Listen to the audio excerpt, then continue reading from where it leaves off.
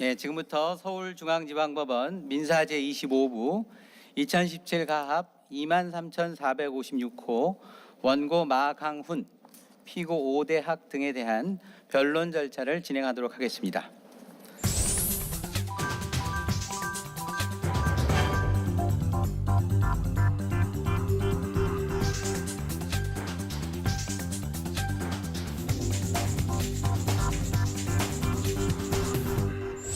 우선 이 사건은 피고 오대학의 기말고사 출제와 피고 김일보 등의 기사 보도에 따른 원고의 손해배상 청구 사건입니다. 구체적인 사건 개요를 간단히 말씀을 드리자면, 우선 원고의 아버지인 막 마라도는 1965년생으로 우리나라를 대표하는 축구 선수였는데, 활동 기간 중에 관중들과 여러 차례 무리를 일으키기도 하고 금지 약물을 사용함으로써 은퇴 후 프로 축구 감독으로 전향을 했고, 그 이후 음주운전 뺑소니 사고로 축구 감독을 그만두게 되자 마약 투약 및 승부 조작 혐의로 검찰의 조사를 받게 됐습니다. 그런 상황에서 망인이 승용차에 연탄을 피우는 방법을 자살을 했고, 이와 관련한 사망 기사에 망인을 조롱하는 댓글이 많이 달려서 이것이 사회적으로 큰 이슈가 된 바 있습니다.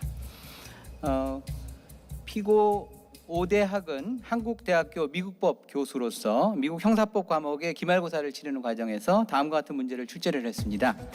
약쟁이 그랜드슬래머 마라도는 35세인데 연탄가스 중독으로 머리가 이상하게 돼서 자주 거짓말을 하고 친구들로부터 돈도 여러 번 떼먹는 그러한 행동을 보이다가 회사에 취업한 이후에는 격리 업무를 담당을 했는데, 제가 채무를 많이 지게 되자 스포츠 승부 조작을 사주를 하고 거기에 게임을 걸어서 투자를 하는 등의 일을 진행을 했고, 나중에 그 투자로서 상당한 수익을 얻었지만 회사에 돈을 갚지는 않고 있는 상태였다.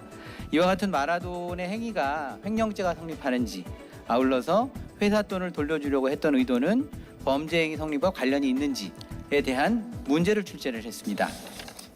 원고는 이와 같은 피고 오대학의 출제 행위가 불법 행위에 해당한다고 해서 손해배상 청구를 했습니다. 두 번째 사실관계로서는 원고 본인 자체가 국내 유수의 연예기획사인 주식회사 ONE의 영업회사로 근무하고 있었고, 피고 김일보는 주식회사 하늘일보 소속 기자였는데, 연예기획사의 성추문이 어느 정도이길래 문화관광부 장관이 실태조사를 하려고 나섰나 하는 제목으로서 기사를 보도한 바 있습니다.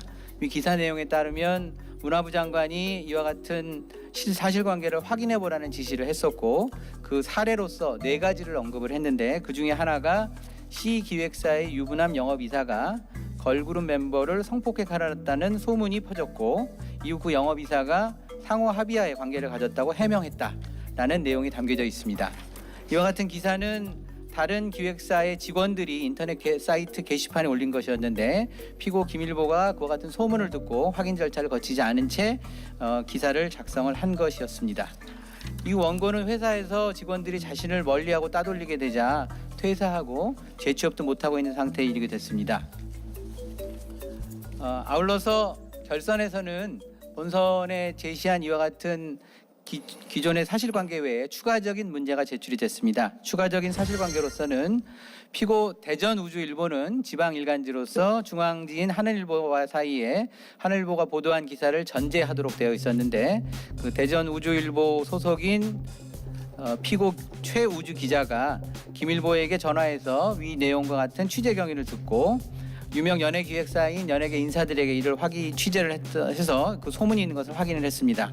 이후 ONE 대표이사와 직원들에게 소문의 진위를 물어봤습니다만 답변을 회피하자 위와 같은 소문이 실제 있다라고 판단을 해서 기사를 보도를 했고, 다만 그 내용 중에 문화부 장관이 그와 같은 지시를 내린 것은 없다라고 밝혀졌고, 그리고 영업이사가 해명했다는 부분에 대해서도 사실관계를 확인할 수 없게 되자 그 2가지 부분에 대해서는 쓰지 않기로 하고 나머지 부분만 보도를 한 바 있습니다. 그래서 이 두 언론사 및 기자들을 상대로 역시 원고가 손해배상 청구를 한 사건이었습니다. 쟁점에 대해서 말씀드리겠습니다. 네, 이 사건은 결국 피고들의 표현 행위가 명예훼손적 표현 행위에 해당하는지에 대한 판단이 문제된다고 할 수 있습니다. 따라서 피고 오대학에 대한 청구에 관해서는 망인의 인격과 명예가 침해되었다라는 이유로, 그리고 원고의 인격과 명예 그리고 추모 감정이 침해되었다는 이유로 손해배상 청구와 패소 판결 공지 청구에 이르렀습니다. 따라서 이 청구와 관련하여서는 피해자가 특정되었는지 여부, 그리고 사실의 적시가 있는지 여부, 그리고 사망자의 위자료 청구권이 인정될 수 있는지, 그리고 사망자에 대한 명예훼손이 유족의 명예를 훼손하는지, 그리고 위법성이 인정될 수 있는지, 그리고 또한 패소 판결 공지가 사실상 사죄 광고에 해당하지는 않는지가 문제된다고 할 수 있습니다. 또한 피고 주식회사 하늘일보와 김일보에 대한 청구에 관해서는 원고가 명예가 훼손당하였음을 이유로 손해배상 청구를 하고 주식회사 하늘일보에 대해서는 정정보도 청구를 하고 있습니다. 따라서 이 사건과 관련하여서도 피해자가 특정이 되어 있는지 여부, 그리고 공공성과 상당성이 인정되어 위법성이 조각되고 있는지 여부, 또한 정정보도 청구에서 허위성의 증명 책임은 누가 부담하는지에 대해서 각 문제된다고 할 수 있습니다. 또한 피고 주식회사 대전우주일보 그리고 피고 최우주에 대한 청구에 있어서는 피고 주식회사 하늘일보 그리고 김일보에 대한 청구와 쟁점이 많은 부분 유사합니다. 그러나 이 부분은 피해자 특정이 좀 더 구체적으로 이루어졌다는 점, 그리고 피고 최우주가 적절하고 충분한 조사를 하였는지에 대한 판단이 좀 더 추가적으로 이루어져야 한다라고 생각합니다. 따라서 원고 대리인은 앞으로 이에 대해서 변론을 진행하도록 하겠습니다. 다음 피고 쟁점 정리해 주시죠. 존경하는 재판장님, 지난 한 차례 서면 교환을 통하여 도출된 쟁점들을 토대로 저희 피고 측에서는 다음과 같이 변론을 통해 주장하겠습니다. 우선 이 사건의 사실관계는 원고 측의 진술과 동일하므로 이에 대한 설명을 생략하겠습니다. 다음으로 이 사건의 쟁점을 정리하겠습니다. 본질적으로 망인 또는 원고의 명예 내지 인격권과 피고들의 표현의 자유 또는 학문의 자유가 충돌하는 이 사안에서는 기본권의 충돌과 그 해결 방법이 문제됩니다. 기본권 규정은 원칙적으로 사법상 일반 규정을 통하여 사인 간의 법률 관계에 적용되는 바 이익 형량과 실제적 조화의 원칙을 통하여 기본권 충돌을 해결해야 합니다. 본 사안의 판단 과정에서는 특히 표현의 자유가 민주국가에서 가장 중요한 기본권의 하나로 인식된다는 점을 참작하여야 할 것입니다. 다음으로 피고 5대학의 이 사건 문항 출제 행위, 즉 제1사안에 대해 살펴보도록 하겠습니다. 원고 측은 피고의 이 행위가 첫째, 허위사실 적시에 따른 명예훼손에 해당하고 둘째, 모욕적이고 경멸적인 인신공격에 해당한다고 주장합니다. 그러나 피고의 이 사건 문항 출제 행위는 이른바 강학상 가상적 살해에 해당하는 것으로 민법상 명예훼손에 따른 불법행위 요건을 충족하지 아니하며 설령 그렇지 않더라도 위법성이 조각되어 불법행위 책임이 부정됩니다. 특히 학문의 자유와 인격적 법익이 충돌하는 경우에 대하여 우리나라에 확립된 판례가 없는 바 이에 대하여 집중적으로 검토하겠습니다. 다음으로 피고 김일보 및 피고 주식회사 하늘일보의 이 사건 첫 번째 기사 보도 행위, 즉 제2사안과 피고 최우주 및 피고 주식회사 대전우주일보의 이 사건 두 번째 기사 보도 행위, 즉 제3사안을 검토합니다. 원고 측은 피고들의 이 행위가 허위사실 적시에 따른 명예훼손에 해당한다고 주장하나 피고들의 이 사건 기사 보도 행위는 추상적 표현을 통한 의견 표명 내지 의혹 제기에 불과한 것으로서 명예훼손에 의한 불법행위 요건을 충족하지 아니하며 설령 그렇지 않더라도 위법성이 조각됩니다. 가사 제1사안 혹은 제2사안, 제3사안에서 피고들에게 불법행위 책임이 인정된다 하더라도 원고가 구하는 구제수단은 적정한 범위를 벗어난 것입니다. 피고 측 대리인은 상기의 쟁점들을 향후 변론 과정에서 상세히 입증하도록 하겠습니다. 이상으로 모두 변론 마칩니다. 경청해 주셔서 감사합니다.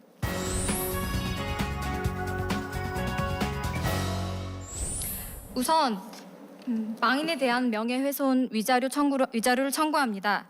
피고는 망인의 명예를 훼손하였습니다. 피고는 기말고사에 망인의 이름과 외형, 발음이 유사한 마라돈이라는 인물을 등장시켰고 망인과 관련된 악성 댓글의 표현들을 그대로 사용함으로 학생들 누구도 마라돈을 통하여서 망인을 떠올릴 수 있었다는 점에서 피해자가 특정되었습니다.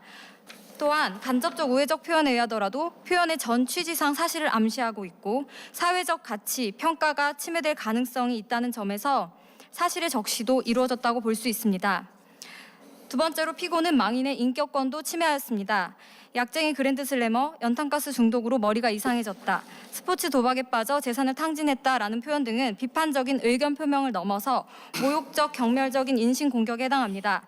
또한 다소간의 과장을 넘어서는 사실을 왜곡하는 공표에 해당합니다. 망인은 사자이지만 위자료 청구권을 인정할 수 있습니다. 헌법재판소는 사자의 경우에도 인격적 가치에 대한 중대한 왜곡으로부터 보호되어야 한다라고 결정한 바 있습니다. 사후에 인격권을 중대하게 훼손시키는 왜곡을 보호하는 것은 헌법상 인간의 존엄과 가치를 실효성 있게 보장하는 것입니다. 같은 취지로 형법에서는 사자 명예훼손을 처벌하고 있고, 저작권법과 언론중재에 관한 법률에 있어서 사자의 인격이 침해된 경우 위자료 청구권을 인정하고 있습니다. 저작권법과 언론중재법을 유추 적용하여 사자의 위자료를 청구할 수 있다고 판단합니다. 이에 더하여 원고 본인의 위자료를 청구합니다. 피고는 원고의 명예를 훼손하였고 인격권을 침해하였습니다. 판례는 역사 드라마에 있어서 역사적 사실 왜곡에 대하여 그 유족의 명예와 추모 감정 침해를 인정한 바도 있습니다. 민법 제752조는 불법행위 사망자의 직계 좀비 속 배우자의 위자료 청구권을 인정하고 있는데, 이는 경험칙상 그들이 망인에 대한 불법행위로 인하여 정신적 손해를 입음이 이른 인정되기 때문입니다. 이러한 점을 이유로 원고 본인의 위자료를 청구합니다. 또한 추모 감정이 침해되었습니다. 망인에 대한 추모 감정은 행복추구권에서 파생된 권리로, 망인의 죽음에 관한 사실은 인간으로서 마땅히 존중받아야 하는 최소한의 부분에 해당합니다. 피고의 행위는 위법합니다. 표현의 자유의 한계를 일탈하였습니다. 헌법 제21조 제4항에는 타인의 명예나 권리를 침해하여서는 안 된다는 표현의 자유의 한계를 명시하고 있습니다. 피고의 행위는 이 한계를 넘어서는 표현으로 판단됩니다. 두 번째, 학문의 자유 또한 일탈한 것으로 보입니다. 학문의 자유 역시 타인의 명예나 인격권을 침해하지 않는 범위 내에서 인정되는데, 피고는 시험 본래의 교육적 목적 달성에 불필요한 내용을 삽입함으로 말미암아서 망인의 명예를 침해하였고, 오히려 망인의 이름과 비슷한 가상인물을 등장시키는 대신에 A, B로 쓰는 것이 학생들의 집중도를 높이는 데 도움이 되었을 것으로 보입니다. 또한 망인이 유명인이라는 이유로 망인에 대한 인격권 침해 및 명예훼손이 정당화될 수는 없습니다. 망인은 공직에 있는 자도 아니므로 공적 존재라고 단정할 수도 없고, 망인의 죽음에 관한 것은 지극히 사적인 영역에 해당합니다. 대중의 흥미를 자극한다고 하여서 모두 공적 사안이라고 판단할 수는 없습니다. 피고의 행위에는 공연성과 고의 또한 인정됩니다. 기말고사는 53명이 응시하였는데 이는 불특정 다수인이 인식 가능한 상태에 놓여졌음을 의미합니다. 최근 하급심 판례에서는 공연성 요건의 필요성 자체를 부정하는 경우도 있는 바, 충분히 공연성을 갖추어졌고 전파 가능성 또한 갖추어졌다고 판단할 수 있습니다. 또한 굳이 이 문제를 출제하여서 노출시킨 이상 고의가 부정될 수는 없습니다. 이에 원고는 명예회복의 적당한 처분으로서 한국대 신문과 고려일보에 패소 판결 공지를 게재하여 주시기를 구합니다. 이에는 판결 이유가 포함되어야 일반인이 신문 기사를 읽음으로 말미암아 어떠한 이유로 망인의 명예가 훼손되었고 인격권이 침해되었는지를 파악할 수 있으므로 원고가 별지에 첨부한 바와 같은 패소 판결 공지문의 게재는 필수 불가결한 것으로 보입니다. 또한 한국대학교는 불법 행위가 발생한 장소라는 점, 또 고려일보에 대한 게재는 문제 제기의 시작이 한국대 홈페이지라는 온라인 공간에서 이루어졌다는 점에서 누구나 접근 가능하고 링크 등으로 전파가 되어 빠르게 확산되어 결국은 기사로 이슈화되었다는 점에서 한국대 신문 게재만으로는 원고 측 명예회복이 부족하다는 점을 들어 청구합니다. 손해배상액의 산정에 있어 피고의 악의, 모의 목적과 원고에 대한 사과 없음, 또 오히려 해명 요구에 대하여 업무방해죄로 고소하겠다고 협박한 점을 참작하여 주시기를 청구합니다. 이어서 피고 주식회사 하늘일보 및 김일보에 대한 손해배상 청구에 대해서 설명드리도록 하겠습니다. C기획사의 영업이사가 누구인지를 특정함에 있어 이 건 기사가 제공하는 정보는 연예기획사의 영업이사라는 점, 사건 피해자인 걸그룹 멤버가 걸그룹을 탈퇴하고 연예계 생활을 그만뒀다는 점인데, 실제로 원고는 연예기획사 ONE의 영업이사였으며 2017년 7월경 걸그룹 멤버 중 연예계 생활을 그만둔 사람은 2명뿐이었고 그중 1명은 주식회사 ONE 소속이었으며 이 사건 기사가 보도된 후 원고의 동료 직원들이 원고를 멀리하고 따돌리게 되었습니다. 따라서 이러한 사정을 종합하여 보면 C 기획사의 영업이사라는 주식회사 ONE의 영업이사를 지목하는 것임을 쉽게 알 수 있으므로 이 사건 기사의 C 기획사의 영업이사는 원고로 특정된 것입니다. 피고는 이 건 기사에 의한 피해자가 단일인으로 특정되지 않는다고 주장할 수 있으나 이 사건에서 실제로 원고는 주변인의 오해에 의해 현실적이고 구체적으로 피해를 보고 있는 이상 명예훼손에 의한 불법 행위 책임 성립 요건으로서 피해자의 특정을 반드시 1인으로 한정되어야 하는 것으로 볼 것은 아닙니다. 이 사건 기사에서 보도된 내용은 전문 사실을 나열한 것에 불과하고 나열된 전문 사실도 자극적이고 선정적인 것으로 독자의 궁금증을 유발하기 위한 내용일 뿐이며 피고들은 기사에 대한 대중의 관심을 끌고자 이 사건 기사의 제목에서 성이라는 단어를 한자로 표시하여 강조하였고 진위 여부가 밝혀지지 않은 말초적인 내용을 나열하여 쓰므로 피고들의 동기는 공익적인 것이라기보다는 오히려 사익적인 것이 주를 이룹니다. 또한 중요한 부분에 관하여 어떠한 사실도 증명되지 않는 이 건 기사는 진실하지 않습니다. 피고 김일보는 진위 여부 확인을 위한 노력을 전혀 기울이지 않고 이 사건 기사를 작성하였습니다. 그리고 피고 주식회사 하늘일보는 일간지라는 언론 매체의 특성상 매일 신문을 받아보는 독자층이 확보되어 있고 신문의 강한 전파성이 있으므로 제보의 대상인 당사자 본인을 통하여 확인하는 등의 적절하고도 충분한 조사를 사전에 다하여야 합니다. 피고들이 이와 같은 조치를 취하지 않고 만연히 이 사건 기사를 보도한 것은 위법합니다. 따라서 명예훼손에 기한 불법행위에 기한 손해배상을 인용하여 주시길 바라고 또한 피고 주식회사 하늘일보에 대한 정정보도 청구 역시 인용하여 주시길 바랍니다. 이상으로 주변론을 마치도록 하겠습니다.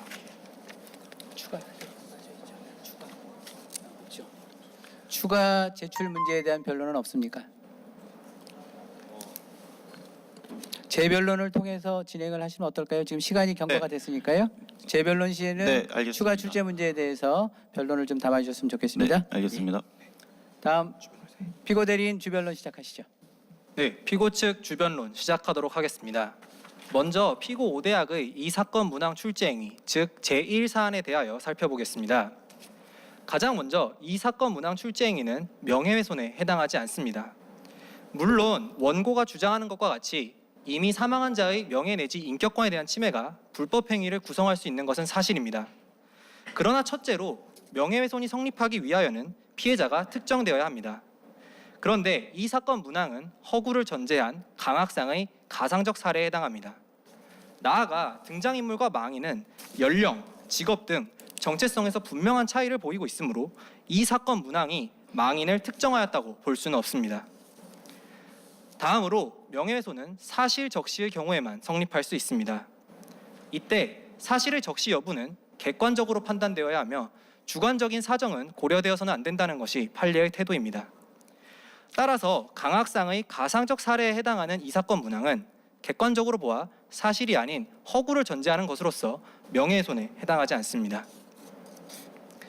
또한 설령 피해자의 특정성이나 사실의 적시가 인정된다 하더라도 표현의 자유 및 학문의 자유와의 이익 형량에 따라 이 사건 문항 출제 행위의 위법성이 조각됩니다. 우선 대법원은 표현의 자유와 명예 간의 이익 형량 과정에서 공적 존재 및 공적 사안에 대한 표현의 경우 보다 폭넓게 위법성 조각을 인정하고 있으며 피해자의 위험 자초 여부 또한 고려하고 있습니다. 이 사건 문항은 공적 존재 내지 공적 사안에 관한 것이고 망인의 평소 행실에 비추어 보아 진실성 내지 상당성 또한 인정되므로 이 사건 행위는 위법성이 조각됩니다. 나아가 강학상의 가상적 사례인 이 사건 문항 출제 행위는 학문의 자유, 그 중에서도 강학의 자유에 의하여도 더욱 강하게 보호됩니다. 그러나 강학의 자유가 갖는 중요성에도 불구하고 이와 명예 간 이익 형량의 기준을 구체적으로 제시한 대법원 판례는 아직까지 없는 것이 사실입니다. 그런데 이 사건 문항은 허구를 전제하고 있을 뿐 아니라 피고는 그 허위성에 대하여 충분한 해명을 개진하였고 스포츠 도박이나 승부 조작 문제의 중대성을 감안하였을 때 이 사건 문항의 적절성과 필요성 또한 인정된다고 할 것입니다. 이와 아울러 교수 방법에 대한 평가와 비판은 법적 절차가 아닌 학문의 자유시장에서의 토론 절차를 거쳐 이루어지다는 것이 바람직하다는 점을 고려하면 이 사건 문항 출제 행위는 위법성이 조각된다고 할 것입니다. 한편 이 사건 문항 출제행위가 모욕적이고 경멸적인 인신공격에 해당하는 것으로서 불법 행위를 구성하는지 여부를 판단함에 있어서도 동일한 기준이 적용되어야 합니다. 따라서 이 사건 문항이 다소 인신공격적인 요소를 포함하고 있다 하더라도 이는 전체적으로 보아 공적 인물 내지 공적 사안에 관한 비판을 주된 취지로 하고 있기 때문에 그 위법성이 조각됩니다. 나아가 원고 측에서 손해를 구체적으로 입증한 바 없는 점, 구제 수단이 적정하지 않다는 점도 고려되어야 하므로 이에 대하여는 이후 추가적으로 변론하겠습니다. 이어서 제2사안 및 제3사안에 대해 변론하겠습니다. 이 사건 두 기사에서 피해자의 특정성은 이릉 인정된다 하더라도 이후 변론할 사실의 적시, 위법성 및 귀책 사유가 인정되지 않아 피고들은 불법행위 책임을 지지 않습니다. 먼저 제2사안 및 제3사안의 기사가 사실을 적시한 것인지 살펴봅니다. 두 기사는 단정적이지 않은 표현을 사용하고 있고 기사의 취지 역시 소문을 보도함에 있습니다. 실제로 제목 및 내용에서 소문을 보도하고 있음을 분명히 밝히고 있습니다. 따라서 이 사건 기사들의 보도행위는 사실의 적시가 아닌 사회적 관심을 촉구하기 위한 의견의 표명 내지 의혹의 제기에 해당합니다. 다음으로 설령 피해자의 특정성 및 사실의 적시가 인정된다 하더라도 두 기사의 보도행위는 언론중재법 제5조 제2항에 따라 공익성, 진실성 내지 상당성이 인정되어 그 위법성이 조각됩니다. 먼저 이 사건 기사들은 모두 연예인이라는 공적 존재, 또 성범죄라는 공적 사안에 관한 것으로서 공익성이 인정됩니다. 또한 기사 전체의 취지상 중요 부분에 해당하는 연예계 내 성범죄에 대한 소문이 퍼졌다라는 사실은 피고 최우주의 취재를 통해 밝혀진 바와 같이 객관적 사실에 합치된 것으로서 진실성이 인정됩니다. 특히 제3사안의 경우 10일간의 취재를 통해 허위로 밝혀진 문화관광부 장관의 지시 사실, 또한 영업이사가 해명한 사실은 기사의 내용에서 제외되었습니다. 따라서 진실성이 더욱 인정된다고 할 것입니다. 설령 진실성이 부정된다 하더라도 언론인에게 요구되는 조사 의무를 다하였다면 상당성이 인정되어 위법성이 조각됩니다. 현실적으로 사법기관도 아닌 언론인에게 개별 사안에 대해서 실질적인 심사를 기대하기 어렵다는 점, 또한 성범죄라는 영역은 상당히 내밀한 영역이라는 점, 어떠한 조사도 행해지지 않은 사안에 대하여 언론인의 조사 의무를 높인다면 수사를 촉구하고 의혹을 제기하는 보도를 함에 있어 언론의 자유가 일괄적으로 부정되는 결과가 초래될 것이라는 점을 고려하면 이 사건 보도 행위가 상당성의 요건을 충족했다고 봄이 타당합니다. 특히 제3사안의 경우 다음과 같은 사정들을 고려하여 조사 의무가 경감되어야 합니다. 첫째, 중앙지인 하늘일보와 달리 지방일간지인 우주일보는 조사 능력에 있어 제한이 있습니다. 둘째, 우주일보는 중앙지인 하늘일보와 계약을 체결하고 기사를 전제하여 왔으므로 중앙지 하늘일보가 충분한 조사를 거쳤을 것이라고 믿음이 타당합니다. 또한 그러한 기대에 그치지 않고 피고 최우주가 최초 보도 작성자였던 피고 김일보 및 유명 기획사 인사, 걸그룹 멤버, 주식회사 ONE 대표 및 직원을 추가적으로 취재하여 기사 내용을 수정 보완하였다는 점을 고려하면 제3사안 역시 상당성이 인정된다고 봄이 타당합니다. 따라서 두 개의 기사 보도 행위는 언론중재법 제5조 제2항에 따라 그 위법성이 조각됩니다. 한편 제2사안 및 제3사안에서 명예훼손의 고의 내지 과실이 있는지 살펴봅니다. 먼저 두 기사는 소문을 보도하고 있으며 그 취지 역시 의혹의 제기에 있었으므로 고의는 인정되지 않을 것입니다. 다만 과실이 인정되는지 여부는 언론인이 조사 의무를 다하였는지 여부에 따라 결정되는 바, 이는 상당성 요건에서 상술한 바와 같이 두 기사를 작성한 피고들 모두 요구되는 조사 의무를 다하였으므로 귀책 사유가 인정되지 않는다고 할 것입니다. 따라서 피고들의 이 사건 보도 행위는 위법성 및 귀책 사유가 인정되지 않아 불법 행위를 구성하지 않습니다. 나아가 피고 최우주 및 김일보가 불법 행위 책임을 부담하지 않는 이상 피고 하늘일보 및 대전 우주일보는 민법 제756조에 따른 사용자 책임을 부담하지 않습니다. 또한 구제 수단이 적정하지 않다는 점도 고려되어야 할 것입니다. 존경하는 재판장님, 위 내용을 모두 종합하여 볼 때 피고들은 원고에 대하여 어떠한 불법 행위 책임도 지지 않으므로 원고의 청구를 모두 기각하여 주시기 바랍니다. 감사합니다. 원고 대리인 시작하시죠. 네, 추가적인 쟁점에 대해서 먼저 변론드리도록 하겠습니다. 세 번째 대전우주일보가 전제된 기사는 피고 하늘일보가 보도한 내용과 거의 유사한 내용입니다. 그리고 일부가 변경되었습니다. 그 중에 원고와 관련되어 있는 부분과 관련해서 살펴보자면 디귿 기획사는 주식회사 ONE로 보는 것이 타당합니다. 그는 학업으로 복귀한 연예계 걸그룹 멤버라는 사실이 추가적으로 기재됨으로써 피해자로서 원고가 특정되었음이 분명하여졌다라고 할 것입니다. 또한 이 사건 보도 행위가 위법한지와 관련하여 정당한 사유가 있다라고 피고 측이 주장을 합니다. 그러나 이 사건에 주식회사 ONE의 대표이사는 관련되어 있지 않다라는 답변을 하였고 직원들도 그 대답을 회피하였다는 점, 그리고 피해자로 추정이 되는 그리고 그 걸그룹 멤버에게 사실 확인을 거치지 않았다는 점에 비추어 보았을 때 이 사건이 정당한 사유가 있다고 보기에 객관적이고 합리적인 자료에 근거한 적절하고 충분한 조사가 이루어졌다라고 보기 어렵습니다. 또한 피고 하늘일보에 대한 사건에 대해서 반론하도록 하겠습니다. 누구인지 한 명으로 명확히 특정된 경우에만 특정되었다라고 인정하게 된다면 부정확한 기사와 사실 확인을 거치지 않은 기사는 면책되는 그런 불합리함이 있게 됩니다. 따라서 이 사건 기사도 특정되었다, 원고로 피해자가 특정되었다라고 봄이 타당합니다. 또한 액시 영업이사가 함께 이 사건 소송을 제기하였다라고 가정을 한다면 그 경우에 두 영업이사 모두가 피해자로 특정이 되어서 손해배상 청구가 인용될 가능성이 높다는 점과 비교하여 보아도 이는 타당합니다. 그리고 소문을 보도하였다라고 주장을 하나 이 사건에 보도된 기사의 제목이 어느 정도이기에 문화부 장관이 실태 조사를 하고 나섰나라는 제목에서 보면 이는 사실에 적시를 하였다, 단순한 의견 표명이라고 보기 어렵다고 볼 것입니다. 또한 손해배상 청구는 과다하다라는 주장에 관해서는 위자료 청구가 그간 피해 전보에 너무 부족하였다라는 사정을 고려하여 위자료 청구반이 법원에서 구성이 되어 불법 행위에 관한 위자료 산정 방안이 따로 마련된 바 있습니다. 이에 따라서도 2억과 3억에 대한 손해배상 청구는 과다하지 않다라고 보아야 합니다. 또한 정정보도 청구와 관련하여 정정보도 청구는 반론 보도와 비교하였을 때 진실하지 아니할 것을 구성요건에서 요구하고 있습니다. 따라서 피고가 진실하지 아니함을 증명하여야 함에도 불구하고 이를 전혀 증명하지 못하므로 정정보도 청구도 모두 인용되어야 합니다. 피고 5대학에 대한 청구 변론합니다. 첫째로 일반인인 독자가 객관적으로 모델이 누구인지 특정할 수 있다면 피해자가 특정되었다고 볼 수 있는데 실제 학생들은 이를 인식하여서 거부감을 인터넷 게시판에 표현한 바 있습니다. 망인이 사망한 지도 5개월이 채 되지 않았다는 점에서 망인에 대한 악성 댓글 표현을 사용한 것은 피해자 특정이 있었다고 봄이 타당합니다.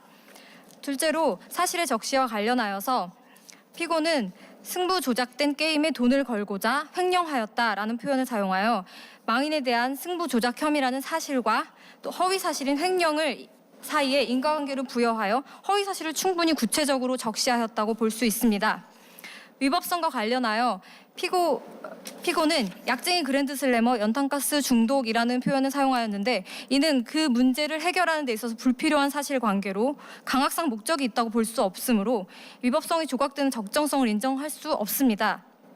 또한 망인이 사망에 이른 방식을 차용하여서 망인의 사망을 폄하하였는 바 이는 표현의 자유, 학문의 자유의 한계를 일탈하여 단지 시험 문제의 외관을 이용하여 망인에 대한 허위 사실을 적시하고 인격권을 침해한 행위라고 보입니다.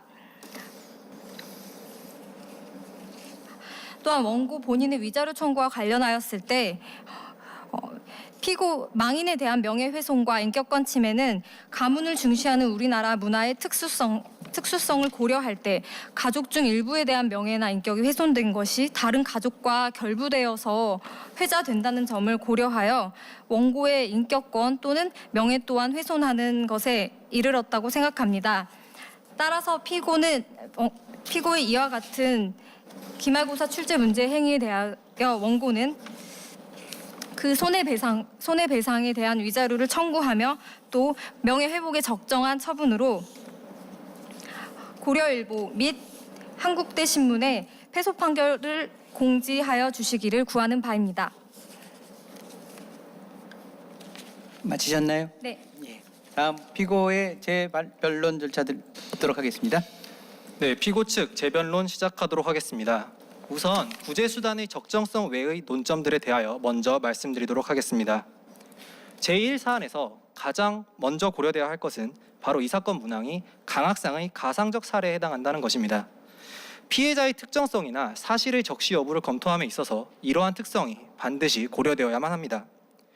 강학상의 가상적 사례가 분명 일부 학생들에 의하여 현실 인물을 적시하는 것처럼 특정된다고 하더라도 의사표시 해석의 일반적인 기준은 합리적인 일반인, 합리적인 수령자를 기준으로 판단되어야 하는 바, 이 사건에서 이 사건 문항이 강학상의 가상적 사례에 해당하는 이상 피해자의 특정성이나 사실 적시 여부를 쉽사리 인정해서는 안 될 것입니다. 나아가 사자의 인격권의 보호 필요성이 있다고 하여 사자의 손해배상 청구권을 별도로 인정할 수는 없다는 것이 우리 판례의 태도이고, 사자의 인격권이나 명예에 대한 침해가 그 자체로 유족에 대한 인격권, 명예 침해가 된다는 것 또한 논리적으로 받아들이기 힘든 귀결이라고 할 수 있겠습니다. 이어서 제2사안과 제3사안에서 변론하도록 하겠습니다. 제2사안과 제3사안에서 첫 번째로 문제되는 것은 피해자의 특정성입니다. 하지만 저희는 주변론 단계에서 설령 피해자의 특정성이 인정된다 하더라도 사실의 적시 여부가 인정되지 않고 위법성 조각이 인정되는 바, 이에 대하여 검토할 필요가 없다라는 말씀을 먼저 드렸음을 상기시켜 드립니다. 특히 제3사안에서 상당성 여부가 문제됩니다. 위법성 조각에 있어 진실이라고 믿을 만한 상당한 이유가 있다면 그것이 공익성을 갖춘 한 표현의 자유에 의하여 보호됨으로써 위법성이 조각됩니다. 원고 측은 피고 최우주가 이 사건과 관련하여 사실 확인 시도를 하였으나 답변을 회피하였고 관여 사실이 없고, 그리고 실제로 걸그룹을 탈퇴한 한 일원에게 사실 확인을 하지 않았다는 이유를 들어 이 사건 상당성이 부정된다고 말하고 있습니다. 그러나 피고 최우주는 자신이 할 수 있는 모든 노력을 다하였고 실제로 걸그룹 중 한 명에 대하여 사실 확인을 하지 못했다 하더라도 그것은 피고 최우주의 사정이 아닌 조사 의무 대상자의 사정 때문인 것으로 보아야 할 것입니다. 따라서 제2사안과 제3사안 모두에서 위법성 조각 사유의 하나의 요건으로서 상당성이 인정되어야 할 것입니다.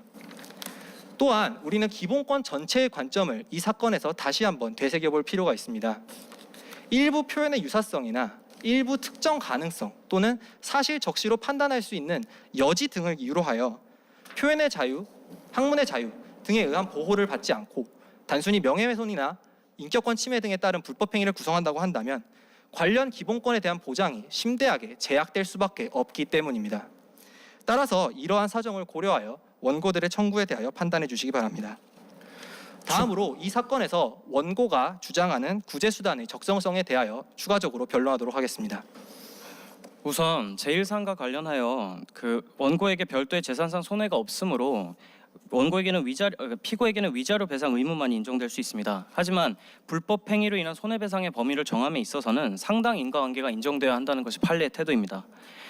이 사안을 보건대 피고는 문제지상 기재와 조교 지시를 통하여 이 사건 문항의 유출을 막기 위해서 충분히 노력을 기울였습니다. 더욱이 이 사건 문항을 직접 접한 사람은 응시생 53명에 불과합니다. 따라서 이 사건 문항 출제 행위와 상당 인과관계가 인정되는 정신적 손해의 규모는 그다지 크지 않습니다. 더욱이 원고가 근거로 제시한 법원 실무의 위자료 산정 방안을 기준으로 했을 때 피고의 이 사건 문항 출제 행위가 원고에게 사회생활 혹은 경제활동의 붕괴를 야기할 정도의 중대 피해에 해당한다고 볼 수 없습니다. 이것이 위자료 산정 방안상 정의입니다. 따라서 그 기준액은 1억이 될 수 없습니다. 또한 패소 판결 공지 의무에 대해서 보건대 고려일보는 전국 단위 중앙 일간지입니다. 하지만 이 사건 문항 출제 행위와 연결고리가 있는 이 사건 문항을 접한 학생은 53명의 한국대학교 학생들에 한정됩니다. 따라서 이는 비례 원칙에 따라 한계를 일탈한 처분이라고 할 수 있습니다. 제2사안과 제3사안에 대해서 보겠습니다. 우선 첫 번째로 일시이익에 관하여 보건대 이는 특별한 사정으로 인한 손해로서 예견 가능성이 인정되어야 합니다. 하지만 직장 동료와 대표이사가 원고를 따돌리는 것까지 예측할 수는 없다고 볼 것이며 더욱이 원고가 퇴사할 것까지 이를 것이라고 피고가 예측할 수는 없었다고 봐야 할 것입니다.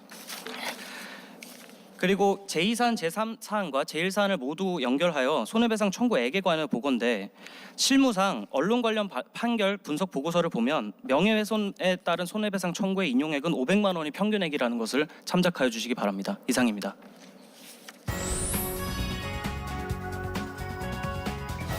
우선 재판장이 원고에게 먼저 묻도록 하겠습니다. 원고 대리인의 이 사건 청구 권한을 보게 되면 망인의 손해배상 청구권과 원고의 손해배상 청구권을 나누어서 구하고 있고요.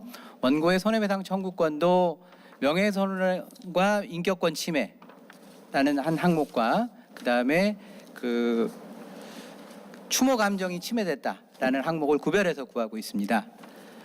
우선 추모 감정의 침해 여부는 변론으로 하더라도 망인 자체가 이와 같은 사자에 대한 표현 행위를 통해서 손해배상 청구권을 입게 되는 근거는 무엇인지에 대해서 의견을 듣고 싶은데요.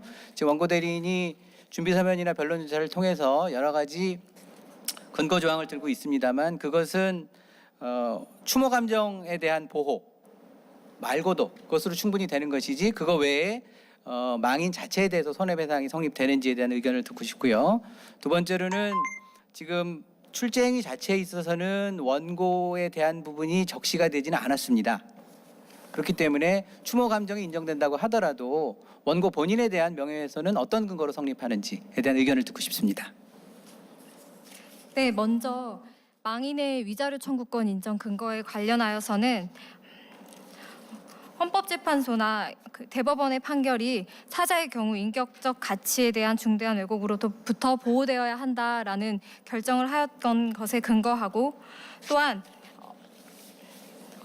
저작권법과 또 언론중재 및 피해구제 등에 관한 법률에서 사자의 저작 인격권을 침해하는 행위를 금지하고 위자료 청구를 인정하며 또 언론중재법에서도 제5조의 2항에 사자의 인격권을 보호하는 등 사자의 인격권을 보호하는 규정을 두고 있다는 점에서 또 민법 제752조에서 사자에 대한 불법 행위에 그 유족의 위자료 청구가 가능해진다는 점 등에 근거하여서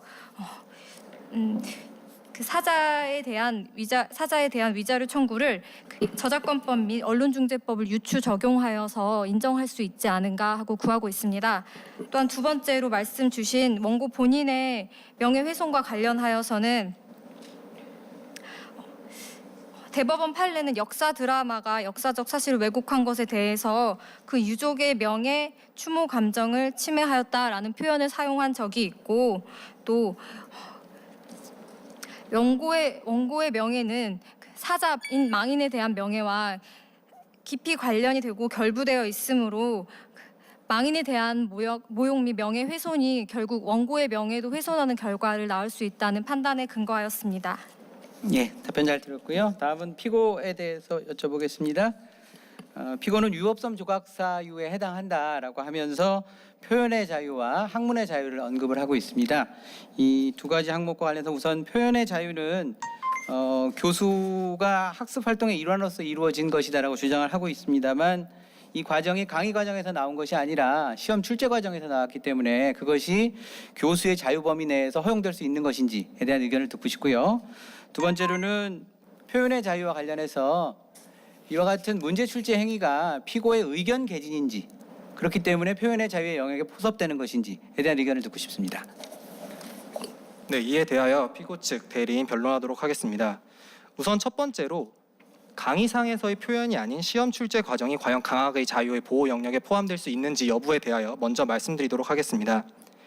강학의 자유에 대해서 헌법재판소는 보다 구체적인 판시를 내리고 있지는 않으나 강학의 자유가 기본적으로 학문의 자유의 특수 영역에 해당하고 그러한 점에서 강학의 자유는 기본적으로 표현 행위가 어떻게 이루어지는가에 상관없이 그것이 문헌으로 이루어지든 아니면 어떤 서면으로 이루어지든 아니면은 구두로 이루어지든 그와 관계없이 표현의 자유 그리고 학문의 자유에 의한 보호를 받는다고 할 것입니다. 특히 이 사건에서 시험을 출제하는 행위라는 것은 기본적으로 강학의 일환이자 연장선이라고 말할 수 있습니다. 그렇기 때문에 이 사건 문항의 출제 행위 또한 단지 강의실 안에서 이루어지지 않았다는 이유만으로 강학의 자유의 보호 영역 바깥일 것이라고 인정할 필요는 없다라고 생각합니다. 두 번째로 표현의 자유에 대해서 살펴보도록 하겠습니다. 표현의 자유에 있어서 사실인지 사실의 적시인지 아니면 의견의 표명인지를 구분하는 것은 매우 중요합니다. 그와 관련하여 독일 연방헌법재판소의 영화 등급 심사 사건의 판시를 살펴볼 필요가 있습니다. 영화 등급 심사 사건에서 독일 연방헌법재판소는 구분이 불가능한 경우에 기본적으로 그 표현은 효과적인 기본권의 보장을 위해 전체가 의견 표명으로 인정되는 것이 타당하다라고 판시하고 있습니다. 그렇지 않다면 기본권 보장이 본질적으로 축소될 위험이 있기 때문입니다. 따라서 이러한 점들을 고려해 보았을 때 이 사안에서 저희는 앞서 말씀드린 포섭 근거를 바탕으로 이 사건 문항의 문제가 표현의 자유의 영역에서 보호되는 의견 표명에 해당한다고 주장하는 바입니다. 예, 잘 들었습니다. 원피고 측에 하나씩만 질문을 드리겠습니다. 먼저 원고 측에는요, 3사안 관련해 가지고 대전우주일보 관련된 부분 말씀을 드리고 싶은데요. 대전우주일보는 추가 취재를 통해서 일부 확인되지 않은 사실은 삭제를 했고, 그다음에 나름대로의 추가 조사를 거쳤는데 그럼에도 불구하고 여전히 위법하다고 보시는 근거가 무엇인지를 조금 자세히 더 설명해 주시면 좋겠고요. 그다음에 이 정도 노력 이외에 그러면 어떤 부분이 더 있었어야만 대전우주일보의 위법성이 조각될 수 있을 것인지 거기에 대해서도 의견이 있으면 좀 들어보고 싶습니다. 네, 답변 드리도록 하겠습니다. 이 사건과 관련하여 결국에는 원고가 피해자로 특정되었고 원고의 명예를 훼손함에 있어서 그 가운데 있어서 조사 대상자의 사정이 원고의 명예훼손이 가능하게 하는 사정인가에 대한 판단이 문제가 된다고 생각합니다. 분명히 학업으로 복귀하지 아니한 걸그룹 멤버에 대해서 지금 현재 소재 탐지가 되지 않고 그 취재를 하기가 불가능한 상황임에는 분명합니다. 그러나 원고가 이 사건 기사를 피고가 이 사건 기사를 성추행 또는 그 고발의 고발이 연이어 이어지고 있는 사회 상황을 문제시키고자 함이었다면 굳이 디귿 기획사 즉 원고로 특정되는 이 피해자를 부분을 빼고서도 그런 목적을 충분히 달성을 할 수 있습니다. 따라서 이 부분에 대해서는 더욱더 확실한 취재, 특히 학업으로 복귀하지 않았다라고 하는 그 걸그룹 멤버의 그 정확한 증언을 들은 후에 취재를 하였어야 한다라고 생각하고, 그렇지 않았다면 이 부분을 삭제하였어야 한다라고 생각을 합니다. 네, 피고 측에는요, 일사안 관련해서 하나만 여쭙겠습니다. 지금 위법성 관련해 가지고 학문의 자유 내지는 그 교수의 자유를 드셨는데 학문의 자유나 교수의 자유도 무한정 허용될 수는 없는 거 아니겠습니까? 분명히 어딘가에 한계가 있을 것이고 그 한계에 관해서 어떤 요건이 필요하다고 생각을 하시는지, 그다음에 이 사건에서는 왜 그 한계 안에 있다고 생각을 하시는지 그 부분을 조금 설명해 주셨으면 좋겠습니다. 네, 학문의 자유와 이익 형량의 구체적 기준에 대하여 보다 자세히 말씀드리도록 하겠습니다. 이와 관련하여 참고할 만한 판례는 독일 연방헌법재판소의 에르자 사건 등의 판례입니다. 에르자 사건은 기본적으로 예술의 자유와 관련된 것이지만 이와 관련된 법리를 학문의 자유에서도 충분히 원용할 수 있을 것으로 보이기 때문입니다. 또한 2004년에 이루어진 서울고등법원 결정 중 실미도 상영 금지 가처분 사건의 법리도 우리가 확인해 볼 필요가 있습니다. 이러한 판례들을 종합하여 저희는 다음과 같은 기준을 제시하고자 합니다. 강학상의 가상적 사례가 현실 인물의 명예 내지 인격권을 침해하는 것으로 위법한지 여부를 판단함에 있어서는 첫 번째로 당해 사례가 일반적인 학생의 관점에서 사실로 여겨질 정도로 높은 수준의 진실성을 표방하고 있는지 여부를 먼저 고려하여야 하고, 두 번째로 당해 사례의 허위성 내지 진실성에 대하여 교수자가 취한 전후 조치를 고려해야 합니다. 세 번째로 당해 사례가 교육적 목적을 달성하는 데 있어 적절하고도 필요한 수단인지 여부를 검토하면 될 것으로 생각합니다. 이 사건에 관하여 보건대 이 사건은 첫 번째로 강학상의 가상적 사례이며 피고 5대학은 이러한 방식, 즉 문항에서 유명인들을 인용하는 방식을 수년간 계속 활용해 온 바 있습니다. 그러한 의미에서 일반적인 학생들이 이 사건 문항에서 표방된 것을 진실이라고 또는 볼만한 그러한 높은 수준의 진실성을 표방하고 있다고 볼 수는 없습니다. 두 번째로 교수자가 취한 전후 조치에 대해 살펴보건대 이 사건에서 피고 5대학은 이 사건 문항이 문제된 이후 지속적으로 이 사건 문항은 허위이며 허구를 전제한 것이고 강학상의 가상적 사례에 해당한다는 것을 충분히 해명한 바 있습니다. 마지막으로 이 사례가 교육적 목적을 달성하는 데 있어 적절하고도 필요한 수단인지 여부에 대해 살펴보건대 말씀드린 바와 같이 스포츠 도박, 승부 조작 등의 문제의 중요성을 감안해 보면 이러한 문제가 적절하고도 필요한 수단임이 인정되어 위법성이 조각된다고 할 것입니다. 이상입니다.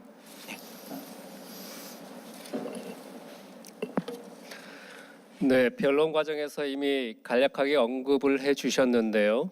원고와 피고 공통으로 질문을 드리겠습니다. 가정적으로 손해배상 책임이 인정된다는 걸 전제로 하면 위자료의 구체적인 액수가 산정이 돼야 될 텐데요. 그 산정의 근거는 무엇인지 원피고 모두 답변을 해주시고 가능하다면 대법원이 발표한 불법 행위 유형별 적정한 위자료 산정 방안과 관련해서는 어떻게 설명하실 수 있는지 말씀해 주시기 바랍니다. 네, 답변 드리도록 하겠습니다. 일단 손해배상의 산정에 있어서 피고 측이 말한 대로 중간값이 그동안 위자료에 600만 원, 500만 원 그 정도가 있어 왔습니다. 그리고 이에 대해서 너무 부족한 것이 아니라 손해 전복에 부족한 것이 아니냐라는 비판도 계속 제기되어 왔습니다. 따라서 불법행위 유형별 적정한 위자료 산정 방안이 발표되기에 이르렀고 이는 징벌적 성격을 손해배상을 인정하는 것과는 전혀 다른 차원의 것이라고 할 것입니다. 그리고 이 경우 원고는 직장을 상실하는 중대 피해를 입었고 또한 망인에 대한 어떤 심각한 모욕과 침해로 인해서 정신적인 고통을 상당히 받았고 또한 허위 사실에 기한 보도라는 점에서 이러한 점들이 명예훼손에 대한 중대 피해에 해당한다라고 할 것입니다. 그리고 그에 대한 가중 사유가 존재하느냐와 관련하여 가해자 측에 있어서 그 고의의 정도 그리고 문제 출제에 있어서의 어떤 가해 행위에서의 동기 이런 것들을 고려하면 특별 가중 사유에 해당합니다. 따라서 이 손해배상액은 2억 또는 3억에 해당함이 상당하다라고 주장하는 바입니다. 피고 측 답변하시죠. 네, 피고 측 답변 드리겠습니다. 우선 첫 번째로 제1사내에 관하여 보건대 판사님께서 말씀해주신 위자료 산정 방안에 따르면 중대 피해 정의는 기존 개인 생활, 사회생활, 경제 활동에 미친 영향이나 훼손된 명예, 신용의 가치가 중대한 경우를 들고 있습니다. 그 사례로는 직업 또는 사회적 지위의 박탈 혹은 현저한 지장이 있는 경우를 말하고 있는데 제1사안에서 원고 혹은 이미 사망한 망인에게 이 정도로 경제적 혹은 사회적 지위가 박탈될 정도의 중대 피해가 발생했다고 볼 수 없습니다. 따라서 위자료 산정액의 기준액은 1억으로 출발할 수 없음이 명확한 이상 그 액수는 아무리 가중사유가 인정된다 하더라도 3억에 이를 수 없습니다. 또한 제2사안에 대하여 보건대 여기서는 감액사유가 다양하게 인정될 수 있다고 생각을 합니다. 우선 첫 번째로 가해자의 과실이나 책임 정도 및 가해행의 동기를 고려할 때 가해자의 책임으로 돌릴 수 없는 외부 사정이 경합했을 경우 감액사유가 인정된다고 규정하고 있습니다. 따라서 원고가 회사에서 겪은 정신적 고통은 원고의 직장 동료나 혹은 대표이사에 의해서 발생한 것이지 앞서 말씀드렸다시피 피고가 이를 예견할 수 없었다고 봐야 할 것이므로 외부적인 사정이 경합하여 발생한 것으로서 일반 감액 사유가 인정되어야 할 것입니다. 더욱이 가해자의 개별 사정 역시도 규정이 되어 있는데 이를 보면 피해자의 구호와 사고 수습을 위해 진지한 노력을 기울인 경우 혹은 가해자가 피해 감축을 위해 노력한 경우 등이 규정되어 있습니다. 이 사안 특히 제3사안에 대하여 보건대 피고는 사실 확인을 위하여 다양한 조사 과정을 거쳤으므로 피해 정도의 축소를 위해서 노력했다는 점을 생각해야 된다고 생각을 합니다.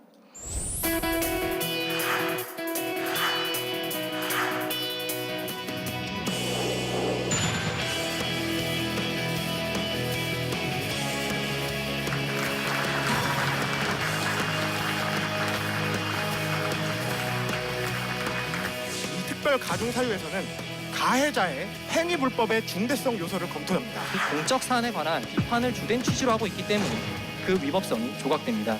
무관 정보인지 유관 정보인지를 판단하는 것은 다른 기준에 의하여야 합니다.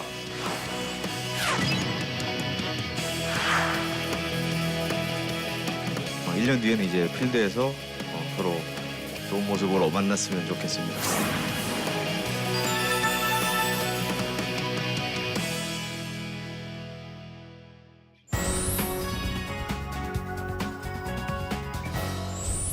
표현의 자유는 피고가 얘기한 바와 같이 매우 중요합니다. 그리고 표현의 자유에 대한 규제는 위축 효과를 수반할 수 있다는 점에서 지나친 규제를 경계해야 한다라는 명제에도 동의하는 바입니다. 그러나 개인의 명예라고 하는 인격적 법익의 보호 역시 또한 중요한 법익이 됩니다. 따라서 피고들의 표현이 명예훼손적 표현인지에 대한 판단을 표현행위라는 법익 보호와 또한 개인 명예라는 인격적 법익의 보호가 상충하는 경우에 해당하므로 두 법익의 조화를 찾는 지점이 어디인지에 그 한계가 설정되어야 합니다. 그리고 그것이 구체화된 것이 헌법 제21조 제4항입니다. 우리 사회는 표현의 자유라는 위명하에 수많은 인격권이 침해되고 있는 상황을 목도하고 있습니다. 참사로 가족을 잃은 슬픔에 눈물 짓고 단식하는 유가족들 앞에서 폭식 투쟁을 하는 현장, 각종 악플과 무고에 시달리며 고통 끝에 극단적인 선택을 한 사람, 그리고 그 사람을 향한 조롱하는 인터넷 사이트, 이 모든 것들이 우리가 경험하고 있고 또한 경험한 역사적 사실입니다. 이러한 표현이 보호받을 표현이 아님은 명백합니다. 그래서 원고가 받은 고통도 이와 똑같다고 할 수 있습니다. 원고가 겪은 그러한 고통이 당연시 되어서는 안 될 것입니다. 피고들의 표현은 따라서 명예훼손죄 표현에 해당하는 바 원고의 청구를 모두 인용하여 주시길 바랍니다. 이상 원고 측 변론 모두 마치겠습니다. 예, 피고의 최종 변론 듣도록 하겠습니다.